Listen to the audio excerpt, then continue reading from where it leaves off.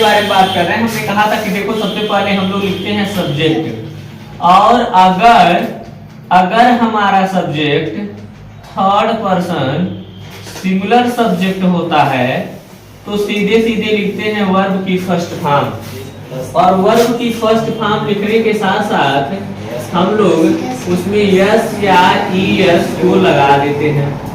उसके बाद हम लिखते हैं ऑब्जेक्ट, और उसके बाद हम लिखते हैं अदर वर्ड, और हमारा सेंटेंस खत्म हो जाता है।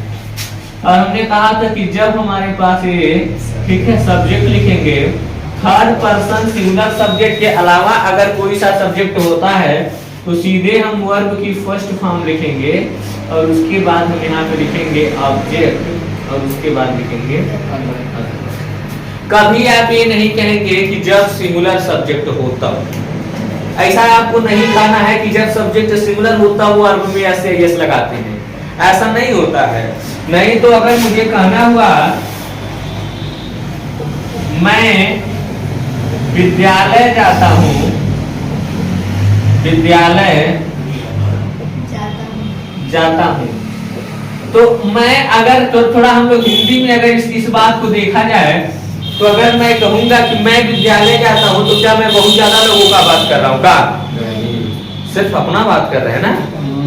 सिर्फ अगर हम अपना बात कर रहे हैं, अगर हम सिर्फ अपना बात कर रहे हैं तो हम तो अकेले हैं, और हम तो अकेले हैं तो इसका तो बनना चाहिए, क्या बनना चाहिए?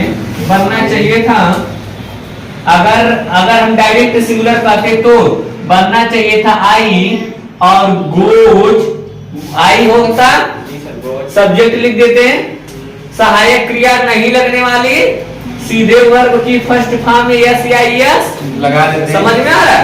सीधे वर्ब की फर्स्ट फॉर्म लिखे, जाना का होता है गो, और इसमें यस लगा दिए, आई गोज टू और स्कूल। और जो हम ऐसा लिखते हैं क्यों ही हमारा सेंटेंस गलत हो जाता है। ठीक है, जो हम इस तरह से लिखते हैं हमारा सेंटेंस तुरंत ही जाकर के गलत हो जाता है। गलत इसलिए हो जाता है क्योंकि आई गोज टू स्कूल हो ही नहीं सकता है, तो इसलिए हम कभी ऐसा नहीं बोलते हैं। जैसे बोलते हैं ना तुम पढ़ते हो, जैसे बोले कि तुम किताब पढ़ते हो, तुम किताब पढ़ते हो, किताब पढ़ते हो। अगर ये रहता है कि तुम किताब पढ़ते हो तो इसका हम लोग क्या बनाते हैं, इसका आप बनाए, देखो अब अगर कह रहे हैं हे तुम चुप रहो, अगर मान लीजिए हमने इस तरीके से क्या हमने पूरे क्लास हुआ इसको पर कहें तुम किसको कहें? एक को कहें ना, तुम क्या कर रहे हो? तुम जब कहते हैं तो किसी एक को कहते हैं ना, और अगर हम तुम जब कहते हैं वो सिर्फ और सिर्फ किसी एक को कहते हैं तो फिर अगर यानी सिंगुलर हुआ, तुम भी सिंगुलर हुआ, और अगर तुम सिंगुलर हुआ तो फिर हम इसका जब हम लोग बनाएंगे ट्रांसलेशन तो कहेंगे यू, सब्जेक्ट लिखेंगे, उसके बाद लिखेंगे वर्ब की फर्स्ट फॉर्म रीड, और इसमें यस लगा देंगे, यू रीड्स किताब पढ़ते हो, और book, you reads a book. ठीक है, ये हमारा सेंटेंस हुआ। और अगर जो हम इस तरीके से लिखते हैं कि हमारा सेंटेंस गलत। ये कब गलत होता? ये तब गलत होता जब आप कहते क्या, जब आप कहते कि जब सब्जेक्ट सिंगुलर हो।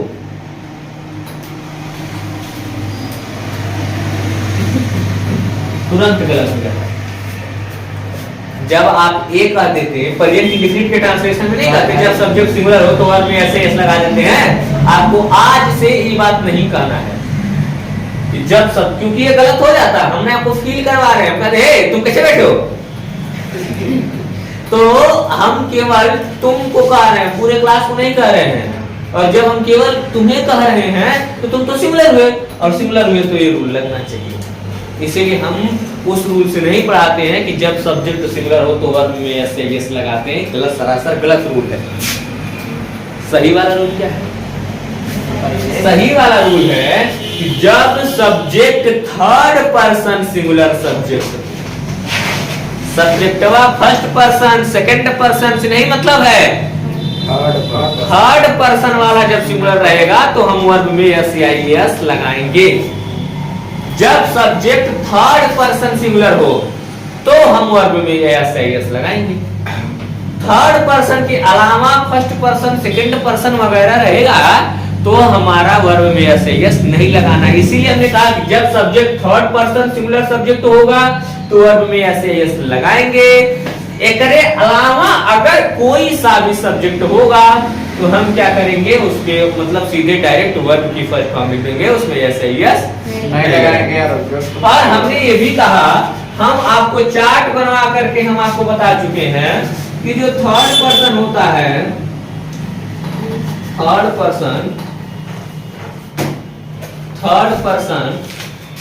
पर्सन में कौन कौन होता है?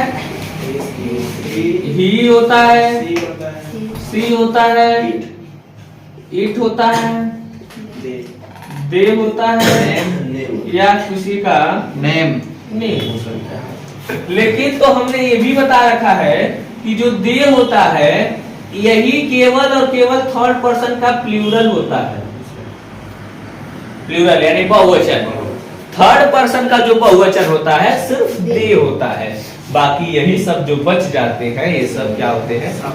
सिंगुलर हो जाते हैं। यानी जब यही सब बस रहेंगे सिर्फ तभी ही यही सब मतलब जब यही चारों रहेंगे तभी बस हम वर्ब के फर्स्ट फॉर्म में यस या यस लगाएंगे। अगर इनके अलावा कुछ हुआ, भले सिंगुलर हो, हमसे कोई मतलब नहीं है, अगर इनके अलावा कोई हुआ तो हम सीधे वर्ब के साथ सीधे डायरेक्ट हम लोग वर्ब के फर्स्ट फॉर्म के साथ उसको लिख देंगे। अब आइए हम इसके बारे में पढ़ते हैं कि तब इसका सही वाला क्या होगा। सही वाला यानी हम लोग इसके साथ नहीं बनाएंगे, इस वाले स्ट्रक्चर को नहीं फॉलो करेंगे, क्योंकि आई क्या फर्स्ट मतलब जो आई है क्या थर्ड पर्सन में आता है? नहीं आता है। यू थर्ड पर्सन में आता है? नहीं आता। भले सिंगुलर है लेकिन थर्ड पर्सन में नहीं आता ना। और जब तक थर्ड पर्सन सिंगुलर सब्जेक्ट नहीं होगा तब तक उस वाले रूल को हम नहीं लगाएंगे। तो यानी बनेगा क्या, उसको लिख लेते हैं। बनने वाला है आई और वर्ब में यस या यस नहीं लगेगा, गो तो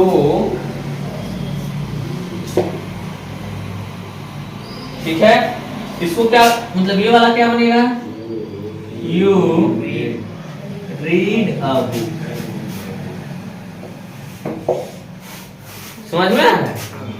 ये उसका इंग्लिश ट्रांसलेशन होगा और ये बातें आपको पता होनी चाहिए। इसीलिए स्ट्रक्चर जो था वो इस तरह से बताया गया था। हमें लग रहा है कि आपको ये सारी बातें समझ में आई होगी, और अगर ये सारी बातें आपको समझ में आई है तो फिर हम सेंटेंस बोलेंगे, आप बनाइएगा। क्या करना है? सब्जेक्ट लिखना है। सब्जेक्ट लिखने के बाद अगर कहीं ये चारों में से कोई एक दिखाई देगा तो वर्ब में वो मतलब सीधे वर्ब लिखने के बाद उसके फर्स्ट फॉर्म में ऐसे एस लगा दीजिएगा। अगर नहीं दिखेगा इन चारों में से कोई सा भी तो डायरेक्ट आप वर्ब को नोट कर दीजिए। इसके अलावा और कोई सा भी रूल नहीं लगाना है। वर्ब वर्ब याद नहीं करना है, मतलब क्या हेल्पिंग वर्ब वगैरह याद नहीं करना है, सीधे आप उसको लिखते चलिए। ठीक है, चलिए। रीना एक गाना गाती है। सबसे पहला काम है कि हमको स्ट्रक्चर पता होना चाहिए, और जिसे स्ट्रक्चर नहीं याद रहा वो किसी भी सेंटेंस को नहीं बना पाएगा। और हमने कहा है कि स्ट्रक्चर कैसा होना चाहिए। हमने कहा था कि देखो, जब subject third person singular subject होगा, जब किसी सेंटेंस में थर्ड पर्सन सिंगुलर सब्जेक्ट होगा तो उसके साथ वर्ब में हम क्या करेंगे? यस या ईएस ऐड करेंगे। अगर उसके अलावा कुछ भी होता है, कोई भी सब्जेक्ट होता है, तो हम वर्ब में यस या यस नहीं ऐड करेंगे, सिर्फ लिखेंगे सब्जेक्ट, वर्ब की फर्स्ट फॉर्म, ऑब्जेक्ट और अदर वर्ड। ठीक है, इतनी बातें अगर आपको पता है तो आप सारे सेंटेंस को बना ले जाएंगे। जैसे रीना एक गाना गाती है तो सब्जेक्ट लिखेंगे रीना, REENA, हो गया। Reena third person singular subject है, यानी वो किसी का नेम है। और जब भी हमारे सामने कोई थर्ड पर्सन सिंगुलर सब्जेक्ट होगा उसके बाद हम वर्ब लिखेंगे गाना, और गाना होता है सिंग, और यस या ईएस जुड़ जाएगा तो हो गया है सिंग्स। रीना सिंग्स, एक गाना का लिखेंगे और song, Reena sings a song, Reena एक गाना गाती है। ठीक है, चलिए। बच्चे प्रतिदिन स्कूल जाते हैं, तो सबसे पहले बच्चे लिखेंगे। अभी लिखो नहीं, अभी समझ लो। बच्चे प्रतिदिन स्कूल जाते हैं तो लिखेंगे the children, CHILDREN, the children. अच्छा, बच्चे ज्यादा लोग होते हैं, ठीक है, नहीं अगर एक बच्चा होता तो चाइल्ड लिखते, चाइल्ड का प्लूरल ही हम लिख रहे हैं चिल्ड्रेन, तो द चिल्ड्रेन।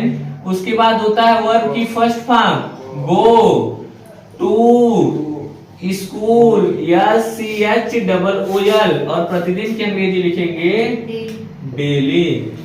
हमें याद होना चाहिए सब्जेक्ट, उसके बाद वर्ब की फर्स्ट फॉर्म, सब्जेक्ट, वर्ब की first form, object, other word, खत्म। सब्जेक्ट, वर्ब की first form, object, other word. Third person singular subject, verb में ऐसा ही यस, अन्यथा कोई बात ही नहीं।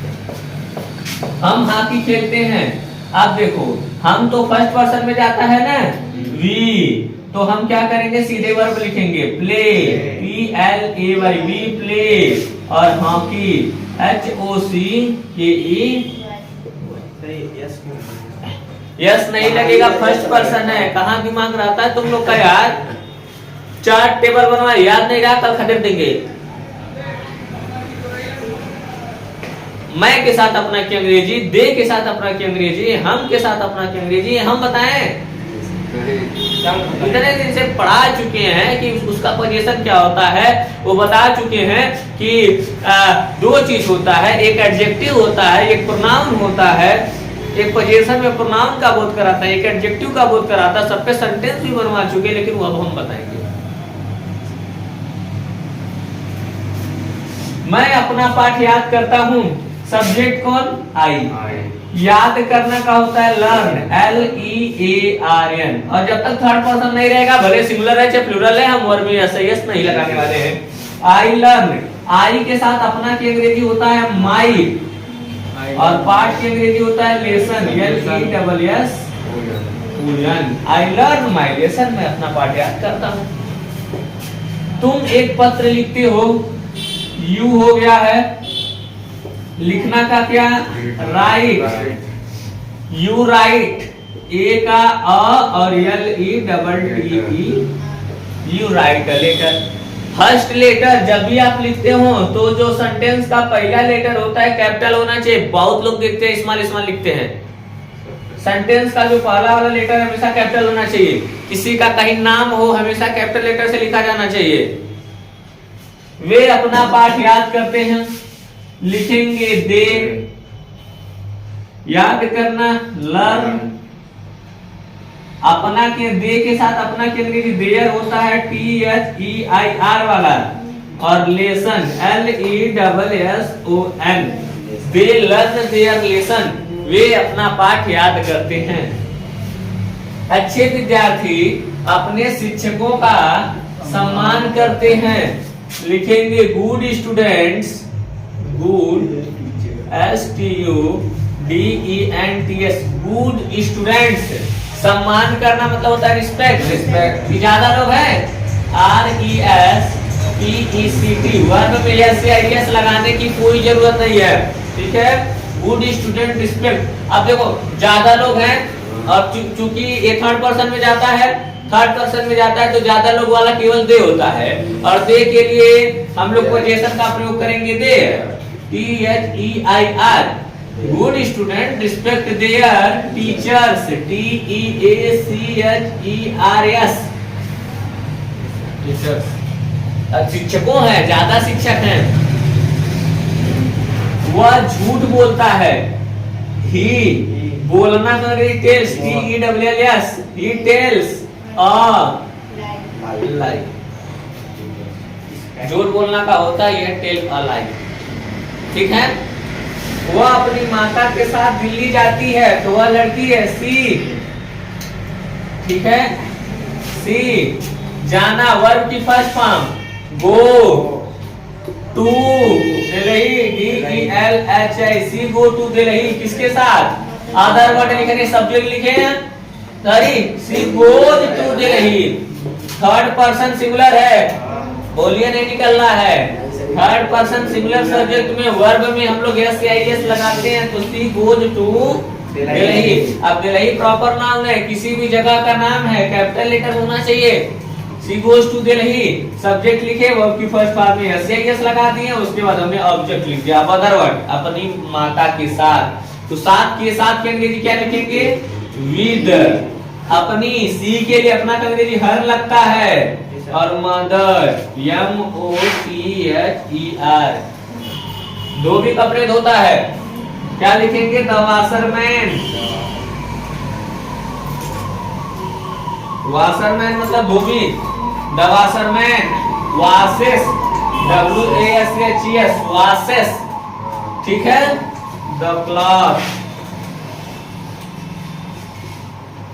क्लॉथ्स।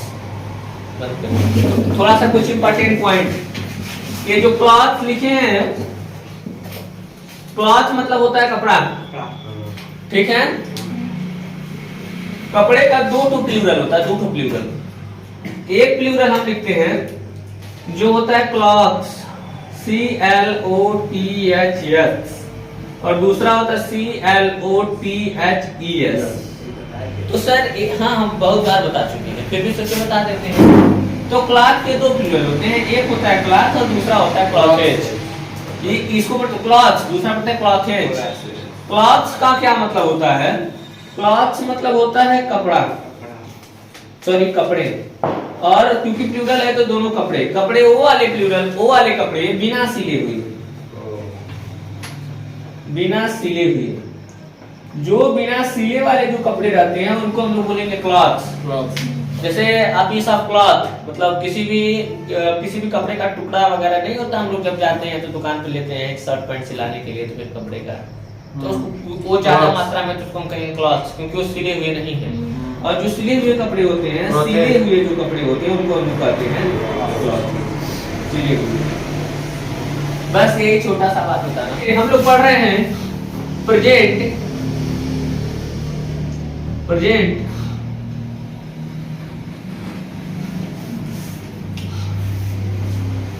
प्रेजेंट की डेफिनेट टेंस का नेगेटिव, प्रेजेंट डेफिनेट टेंस।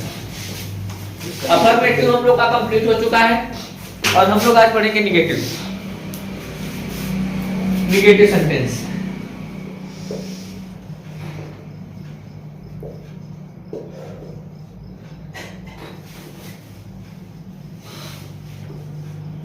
अब प्रेजेंट इंडेफिनिट टेंस के अफर्मेटिव सेंटेंस में हम लोग पढ़ रहे हैं कि प्रेजेंट इंडेफिनिट टेंस के अफर्मेटिव सेंटेंस में किसी भी हेल्पिंग वर्ब का यूज नहीं होता है।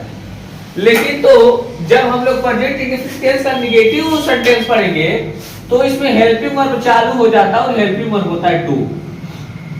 प्रेजेंट इंडेफिनिट टेंस के नेगेटिव सेंटेंस की जो हेल्पिंग वर्ब होती है क्या होती है? तो यहाँ पे जहां पर भी हम लोग मतलब जिस जगह पर भी हम लोग अब नेगेटिव सेंटेंस बनाना चालू करेंगे तो हेल्पिंग वर्ब क्या लगाएंगे? टू। ठीक है, चलिए अब हम लोग थोड़ा सा देख लेते हैं इसका स्ट्रक्चर क्या बनने वाला है। इतनी बातें क्लियर हो गई कि जब हम नेगेटिव सेंटेंस बनाएंगे, नेगेटिव सेंटेंस का मतलब समझिएगा, हेल्पिंग वर्ब किसमें लगेगा? जब सेंटेंस में, जब हिंदी का कोई सेंटेंस होगा और हिंदी के सेंटेंस में नहीं शब्द आया होगा तो, नहीं शब्द, जब हिंदी के सेंटेंस में नहीं शब्द आया होगा तो अंग्रेजी के सेंटेंस में नॉट लगाएंगे, और उस नॉट को लगाने के लिए हमको हेल्पिंग वर्ब चाहिए होगा, और हेल्पिंग वर्ब हम लगाएंगे डू। ठीक है, अब आपने एक काम करके, जब हमारा सब्जेक्ट, जब subject third person singular subject होता है तो वर्ब लिखते थे, इसके बाद अफर्मेटिव होता था तो हम जस्ट इसके बाद मेन वर्ब लिखा करते थे, और वर्ब के फर्स्ट फॉर्म में एस या ईएस लगा दिया करते थे। लेकिन अब तो ऐसा करेंगे नहीं, अब तो हम सब्जेक्ट के बाद लगाएंगे हेल्पिंग वर्ब। और सर अभी आपने बताया कि हेल्पिंग वर्ब होता है डू, लेकिन ये थर्ड पर्सन सिंगुलर सब्जेक्ट है, और थर्ड पर्सन सिंगुलर सब्जेक्ट में वर्ब में लगता है एस या ईएस, तो इसमें लग गया ईएस और हेल्पिंग वर्ब को गेट टच। यानी डज का कुछ मतलब नहीं होता है, डज का कोई सीन ही नहीं। डज क्या होता है? डज कुछ नहीं होता है, बस वही डू का फिफ्थ फॉर्म होता है डज। जैसे डू का फर्स्ट फॉर्म होता है डू, सेकंड फॉर्म होता है डिड, थर्ड फॉर्म होता है डन, फोर्थ फॉर्म होता है डूइंग, फिफ्थ फॉर्म होता है डज। अच्छा, तो हमने ये हेल्पिंग वर्ब के बतौर पे वर्क कर रहा था, और जो हेल्पिंग वर्ब के जगह पर यूज हो रहा था इस ये तो है तो वर्ब है, this is form of verb, और वर्ब में हम लोग लगाते हैं ऐसे ही। अब चाहे हेल्पिंग वर्ब है चाहे वर्ब है, हमने जब जब जब सबसे पहले हेल्पिंग वर्ब लिखा था हमने हेल्पिंग वर्ब में लगा दिया, और हेल्पिंग वर्ब में अगर लगा दिया हमने तो डू में हमने लगा दिया ईएस, और डू में हमने ईएस लगा दिया तो बन गया डज। ठीक है, उसके बाद हम लोग लिखते हैं नॉट, क्योंकि नेगेटिव सेंटेंस है तो नॉट आएगा। उसके बाद लिखेंगे नॉट। अब आएगी सर वर्ब की फर्स्ट फॉर्म, और इसमें यस या यस हमको जोड़ना नहीं है। इसमें यस या यस इसलिए नहीं जोड़ना है क्योंकि हम पहले जोड़ चुके हैं, दो दो बार थोड़ी ना जोड़ेंगे, एक बार तो हम यस जोड़ चुके हैं ना, तो हम दोबारा तो जोड़ेंगे नहीं, तो यानी ये ऐसे लिखा जाएगा। उसके बाद होता है ऑब्जेक्ट, उसके बाद होता है अदर वर्ड, और उसके बाद हमारा सेंटेंस फिनिश हो जाता है। समझ में आ रहा है? इतना काम होगा। अगर मान लीजिए जो हमारा सब्जेक्ट है ये थर्ड पर्सन सिंगुलर सब्जेक्ट के अलावा कुछ भी हो, समझ में आ रहा है? थर्ड पर्सन सिंगुलर सब्जेक्ट के अलावा कुछ भी हो, नॉट वाला है, तो क्या करेंगे सर? हम हेल्पिंग वर्ब लगाएंगे। हेल्पिंग वर्ब क्या लगाएंगे? डू। अब सर जब सब्जेक्ट हमारा थर्ड पर्सन सिंगुलर सब्जेक्ट के अलावा कुछ भी हो तो वर्ब ऐसे लगती नहीं लगती ना। अफर्मेटिव का रूल पता होना चाहिए। अफर्मेटिव इसलिए हमने बहुत बकायदा पढ़ाया है, आपको ये समझाने के लिए बकायदा हमने पढ़ाया है कि डज का क्या सीन होता है। अब आप ये नहीं कहेंगे डज होता है कोई चीज, क्योंकि आप जान रहे हैं कि डज क्यों लगाया जाता है। आपसे पहले कोई पूछता, जैसे कोई पूछ, मान लीजिए आप कहते हैं कि जब नेगेटिव सेंटेंस चालू हो जाता है या फिर इंट्रोगेटिव सेंटेंस होता है तो उसमें डू या डज हेल्पिंग वर्ब लगता है, तो डज काहे लगता है? तो आप अभी तक नहीं बता पाए, लेकिन अब आप बताने लायक हो गए कि डज काहे लगता है। डज इसलिए लगता है क्योंकि जब subject third person singular subject हुआ करता था तो वर्ब की फर्स्ट फॉर्म में एस लगाते थे, जिसको कहते थे फिफ्थ फॉर्म, कहते थे ना, वर्ब की फिफ्थ फॉर्म, और वही वर्ब की फिफ्थ फॉर्म अब यहां लग रही है। तो कहेंगे वर्ब की फिफ्थ फॉर्म, डू की फिफ्थ फॉर्म है, अब फिफ्थ फॉर्म हम लगा देते तो हम लगा रहे। एक क्लियरिटी होनी चाहिए, टेंस का बेस समझ के चलिए। ओके, बाद अब देखिए, जब थर्ड पर्सन सिंगुलर सब्जेक्ट के अलावा कुछ होता है तब तो ऐसा कुछ करते नहीं थे, तो इसमें भी ऐसा कुछ करेंगे नहीं हम, बस डू लगा के छोड़ेंगे। आगे हमको लगाना है नॉट, समझ में आ रहा है?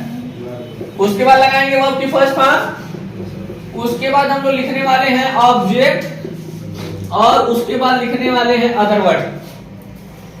समझ में आ रहा है? कोई दिक्कत किसी को? अब ये आइए एग्जाम्पल की थोड़ा सा डिस्कशन कर लेते हैं कि एग्जाम्पल क्या होता है। एग्जाम्पल के बारे में अगर हम बात करें तो जैसे बोलूं कि वह है, नॉर्मल बताते हैं, वह है गाना नहीं गाती, तो सबसे पहला काम क्या करेंगे? हम सब्जेक्ट लिखेंगे। सब्जेक्ट हो गया वह, यानी सी, समझ में आ रहा है? सी थर्ड पर्सन सिंगुलर है, लिखेंगे डज। लेकिन हमारे बताने का मतलब ये था कि आपको समझ में आना चाहिए कि डज क्यों लिखा जाता है, ये आपको समझ में आना चाहिए। समझ में आ रहा है? इसलिए हमने बताया है, नहीं तो हम भी डायरेक्ट आपको साफ साफ बता सकते थे कि हेल्पिंग वर्ब डू या डज लगता है, खत्म। ठीक, यहां पे हो गई डज। नॉट है तो हम क्या लगा देंगे? नॉट। वर्ब की फर्स्ट फॉर्म गाना, सिंग होता है। अब आइए कुछ बात समझ लेते हैं। हमको दो वर्ब समझने हैं, कौन सा? एक हमको समझना है खाना, और दूसरा समझना है क्या चीज? गाना। और हमने भी बताया कि खाने से पहली बात तो बोले कि मैं खाना खा रहा हूं, तो खाना खाने से एक वर्क के बारे में पता चल, जैसे बोले जाए नहाना, धोना, उठना, बैठना, पढ़ना, लिखना होता है ना। हमने वर्ब के बारे में आपको समझा रखा है। वर्ब ऐसे होते हैं जिससे किसी कार्य के होने का बोध होता हो, और अधिकतर हमने ये भी समझाया था कि इसके लास्ट में ना शब्द आता है, नाना को छोड़ के, ठीक है। हमने कहा था इसके लास्ट में ना शब्द आता है। तो ये तो खाना, यानी खाना किसी एक्शन के होने का बोध करा रहा है, और जब खाना किसी एक्शन के होने का बोध करा रहा है तो ये हो गया वर्ब, यानी क्रिया। सही बात है। और अगर ये हो गई क्रिया तो इसकी अंग्रेजी लिखी जाती है ईट, ठीक। अच्छा, ये चीज होता है खाना, जो थरिया परोस के अपने सामने रखा जाता है। थरिया नहीं बोलते, थाली बोलते हैं, ठीक है। तो जो थाली में परोस करके, ठीक है, जो थाली में परोस करके हमारे सामने रखा जाता है वो होता है खाना, जो साक्षात मौजूद होता है। वो किसी चीज का नाम है ना, किसी चीज का नाम है। और किसी चीज का नाम होने की वजह से क्या है, नाम, संज्ञा। और उसकी अंग्रेजी क्या लिखते हैं हम लोग, ये आपको बताना चाहिए। उसी तरीके से गाना, एक गाना होता है, कौन सा गाना, जब हम कुछ मतलब बोले गा रहे हो, हम मतलब कोई गाना गा रहे हैं, तो गाना गा रहे हैं, तो गाना हमारा काम है। समझ रहे हैं क्या कर रहे हैं, ये तो गाना गा रहे हैं, तो जो गा रहे हैं वो गाना गाती है, गाना गा चुके हैं, तो गा चुके हैं, मतलब गाना जो है एक क्रिया होती है, जिससे किसी काम के होने का पता चल रहा है ना। गाना बोले तो उसे कहें, जैसे उठना, बैठना, नहाना, धोना, पढ़ना, लिखना। आपका सर बहुत तेज से वाइब्रेट कर रहा है, आपका सर बहुत तेजी से वाइब्रेट कर रहा है। उसी तरीके से गाने से भी किसी चीज का बोध होता है ना। तो वो जो गाने से किसी चीज का बोध होता है, यानी वो किसी काम के होने का पता चल रहा है। और अगर किसी काम के होने का पता चल रहा तो हो गया वर्ब, ठीक। और उसकी अंग्रेजी लिखी जाती है सिंग, ठीक है। आ रहा है जी, चलिए ठीक है। तो उससे होता है, मतलब उसको कहते हैं हम लोग सिंग। अच्छा, एक होता है गाना। कौन गाना, जब जैसे कि मतलब लिखा है, मतलब को गाना है, समझ यार, उस गाना को कुछ कहते हैं ना, गाना। तो जो गाना होता है वो होता है नाम, और उसका होता है सॉन्ग। अब आपको समझ में आना चाहिए कि हम ये बात क्यों बता रहे हैं। हम इसलिए बता रहे ताकि आप पार्ट्स ऑफ स्पीच को समझ करके आप समझ सके कि हेमी और एक्रेम का अंतर होता है। आप पार्ट्स ऑफ स्पीच को समझ करके समझ चुके हैं कि हेकरे और एक्रेम का अंतर होता है दूसरा चीज होता है। भले हिंदी में बोले खाना ही, लेकिन है दूसरा चीज होता है, एक्शन को बोध कराता है दूसरा चीज होता है जो थाली में परोस के रखा होता है दूसरा चीज होता है, एक्शन को बोध कराता है, वो चीज होता है जो हम गाते हैं। समझ में आ रहा है, ई कंडीशन, ठीक है। तो यहाँ पे हमको बताना था, तो हमने बता दिया, टॉपिक क्या आ गया तो समझा दिया हमने। गाना, पहले हम इसका लिखेंगे गाती वाले में। देखो गाती कैसे बनाए, गाती कैसे बनाए हमने पढ़ा ना, प्रेजेंट इंडेफिनिट टेंस है। नानन उससे हमने तो बहुत अच्छे समझाया था, लेकिन हमने एक बात मतलब शॉर्टकट में बताया था, जो आप बहुत पहले से पढ़ते आ जाए। ऐसे वाक्य जिसके क्रिया के अंत में ता, ती, ते, ना, ती है, ते है, ताहू इत्यादि शब्द आते हैं। तो ये बना कैसे गाती, जानते हो कैसे बना? ऐसे बना, गाना था, इसमें से ना को हटाया गया, ती को जोड़ दिया गया। जैसे उठना, बैठना, सोना, नहाना, धोना, पढ़ना, लिखना, ये सब क्रिया होती है। पढ़ता कौन क्रिया होती है, नहाता कौन, नहाती कौन क्रिया होती है, सब क्रिया नहीं होती है। इसको क्रिया का दूसरा फॉर्म होता है, इसमें ना को हटा के एक्स्ट्रा चीजें जोड़ी जाती है। समझ में आ रहा है? तो ये ऐसे बना है, तो ये एक एक्शन को दिखा रहा है, और उस एक्शन के लेजर लिखने वाले हैं सिंग। तुम्हारे साथ में हो गया सी डज नॉट सिंग। और हाई वाली गाना जो होता है, जो गाया जाता है, उसको गाना कहते हैं, जो गाया जाता है। समझ में आ रहा है? तो सी डज नॉट सिंग अ, ठीक है। मान लो हम एक अगला सेंटेंस लिखें कि मैं खाना नहीं खाता हूं। हालांकि ऐसा है नहीं, लेकिन फिर भी है। हाँ, मैं खाना नहीं खाता हूं, तो क्या करेंगे? सबसे पहले हम लोग सब्जेक्ट लिखेंगे। अब देखो, हमने साफ साफ 50 बार बताया है कि थर्ड पर्सन रहेगा। तो थर्ड पर्सन का मतलब जो यहां पर नहीं है, अब मैं अपने बारे में बात कर रहा हूँ ना, मैं यहाँ पे हूँ, और अगर मैं यहाँ पे हूँ तो मैं सेकंड वाली प्रॉपर्टी मतलब फॉलो करूंगा। और अगर मैं मतलब ऐसा पर्सन जो यहाँ पे नहीं होता उसके बारे में बात करता हूँ तो मेरा वह गाना नहीं गाती, वह इसके बारे में बात करें जो यहाँ पे नहीं है, क्योंकि यहाँ पे सिर्फ मैं और तुम। समझ में आ रहा है? इस जगह पे सिर्फ मैं और तुम है, और हर जगह पे सिर्फ मैं और तुम ही होते हैं। समझ में आ रहा है? हर जगह पर सिर्फ मैं और तुम ही होते हैं। मैं और तुम होने मतलब हम दोनों की पर्सनल बात के बारे में बात नहीं कर रहे हैं। मैं शब्द होता है और तुम शब्द होता है, यानी हर जगह पर सिर्फ मैं और हर जगह पर सिर्फ तुम। ठीक है, अर्थात परमात्मा है, मैं ही परमात्मा। ठीक है, कट कर देते हैं, हम टेंशन वाली बात नहीं। ऐसे ठीक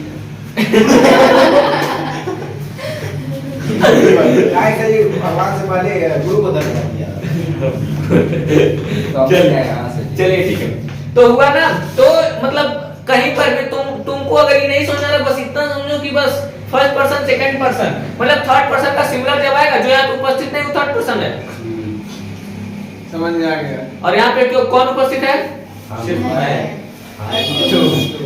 चलो, तो क्या हो जाएगा? आई हो गया इस खाता, और है खाता मतलब खाना ही है, ना कोटा कितना लगा दिया गया है, तो क्या हो गया? आई।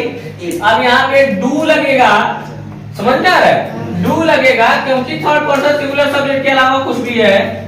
नॉट लगने वाला है, वर्ब की फर्स्ट फॉर्म खाना की अंग्रेजी होती है ईट, और हे वाले खाना की अंग्रेजी होती है फूड, यानी I do not eat food, मैं खाना नहीं खाता हूं। समझ में आ रहा है? ये दो रूल आपको फॉलो करने हैं। अभी निगेटिव खत्म नहीं हुआ, अभी तो शुरू है, अभी शुरू नहीं हुआ, अभी और रूल बचा हुआ है।